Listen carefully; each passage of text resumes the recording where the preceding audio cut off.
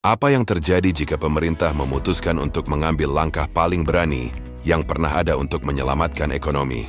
Dan kenapa keputusan itu malah bisa bikin nilai tukar rupiah goyah? Dalam beberapa menit ke depan, kita akan bedah strategi mengejutkan Menteri Keuangan baru yang berpotensi mengubah arah ekonomi Indonesia. Hari ini kita punya laporan riset eksklusif tentang langkah awal Menteri Keuangan baru, Pak Purbaya Yudi Sadewa, yang dilantik September 2025. Pergeseran filosofi fiskalnya terasa berani. Bukan lagi soal ngerem, tapi justru tancap gas. Gebrakan pertamanya langsung bikin heboh.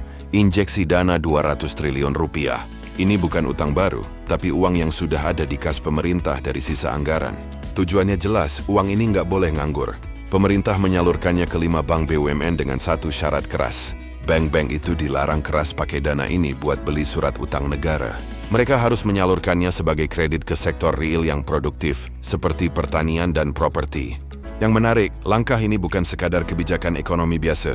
Pak Purbaya membingkainya sebagai koreksi fundamental terhadap apa yang dia sebut sebagai salah urus fiskal di masa lalu.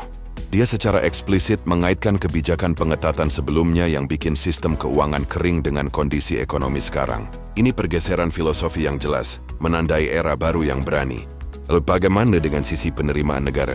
Ada potensi shortfall pajak hingga 120 triliun rupiah. Tapi, alih-alih menaikkan tarif pajak yang bisa membebani dunia usaha, pendekatan Pak Purbaya lebih strategis. Fokusnya pada reformasi kepatuhan jangka panjang, seperti integrasi data NIK NPWP dan perluasan e-invoicing. Sebuah langkah yang lebih cerdas secara politik dan ekonomi. Komitmen penting lainnya adalah janji tidak akan memotong dana transfer ke daerah, bahkan mungkin ditambah. Ini sangat krusial karena sebagian besar pendapatan daerah berasal dari pusat. Namun disinilah letak konfliknya. Data awal di dokumen RAPBN 2026 justru menunjukkan potensi penurunan TKD yang sangat signifikan. Ini akan jadi duel politik yang seru di DPR. Tentu, ada risiko besar di balik kebijakan agresif ini. Para ekonom menggarisbawahi potensi pelemahan nilai tukar rupiah. Ketika likuiditas melimpah, suku bunga domestik bisa tertekan. Jika bunga kita jadi kurang menarik, investor asing bisa menarik modalnya. Capital outflow ini bisa melemahkan nilai tukar rupiah. Ini adalah trade-off klasik antara mengejar pertumbuhan versus menjaga stabilitas. Sejauh ini respons awal pasar dan dunia usaha cukup positif.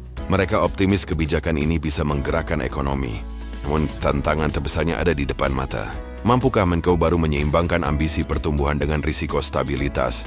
Menurut Anda, apakah langkah berani ini akan berhasil atau justru jadi bumerang? Berikan pendapat Anda di kolom komentar.